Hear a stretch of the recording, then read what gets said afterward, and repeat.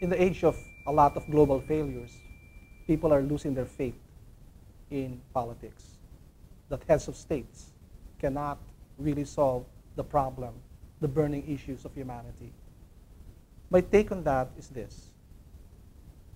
We are living in an age where we begin to realize that we, as human beings, have this awesome power within to either create for life or to create to destroy life. This is our present picture. And this is not an accident, because we've now also seen that even modern science is beginning to realize the improbable structure of the universe, that this universe did not happen by chance. The universe has come into an existence and is pervaded with intelligence. And we are part of this whole evolutionary process of billions of years. And we are awakening up at a time in our consciousness, realizing this tremendous responsibility that we have, not only for the future of our planet, but for the future of cosmic evolution itself. What we need to do in the political arena is to introduce a radically different form of politics. One that is closer to what we're striving for as human beings, as a whole human species. New politics means the creation of new societal structures that will enable our spiritual creative power to manifest increasingly in the social realm. And this can only be done if the state itself is not the locus of governance. This can only happen if we also mainstream the role of the real cultural power in any society, which is civil society, empowered citizens, that they become radically part of the whole process. This new governance can only take place if new forms of political leadership are willing to expand the conception beyond a state-centered governance to a society-centered governance. In this way, the highest aspirations of a nation, including its creative potential, will then have the power to enter directly into the process of new governance. But new politics will not come in a silver platter.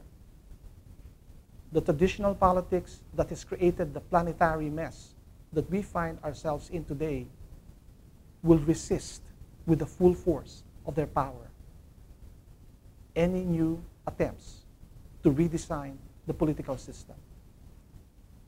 Therefore, we have all to be prepared for those who want to actually engage in the transformation of politics itself to confront these traditional political powers that are bringing so much destruction. In my own particular case, this is the reason why I'm running as president, as a candidate in the presidential elections in the Philippines in May 2010. I consciously recognize that this new form of governance, and with the key role of civil society and engaged, awakened citizenship, I recognize that this is the key to our future. And so I'm not only defending civil society from the damage being done by too much state power, but I'm also ensuring that all the key civil society values of freedom, of creativity, of empowerment, of participation, of justice, of sustainability, all of this enter into the political realm of the Philippines. To do this, it cannot only be me. It will require the massive participation of other like-minded individuals. As I've said before, this will require an inner change. Political renewal cannot come if there's no cultural and at bottom individual renewal, which requires inner change. We are a battleground, individually, each one of us. Whatever our stake in life is, whatever our role in life is a battleground between the past in us the past that have conditioned us to think traditionally, and the future that's yearning to be born. This is the inner struggle that we have to wage within our soul and within our spirit. If we do not succeed in conquering what is traditional in us, what is decadent in us, what is the shadow side in us, if we do not succeed in transforming this, we cannot birth a new nation, a new society. Because after all, society is just a collectivity of human beings with different capacities, with different tasks, with different worldviews. So inner change is an essential part of the new politics. New politics, in turn, will allow civil society to take its true role in the creation of new innovations that address totally burning issues in the world. And if this happens, increasingly we will be creating social structures around the world that truly reflect our highest possibilities as human beings and as a human species.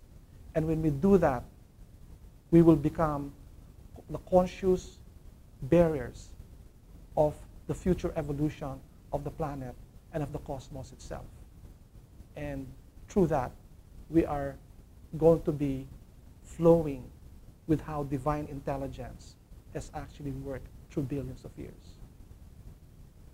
Consciously recognizing this and acting out of this is the inner power that we all have within. And this is the power that will change the world.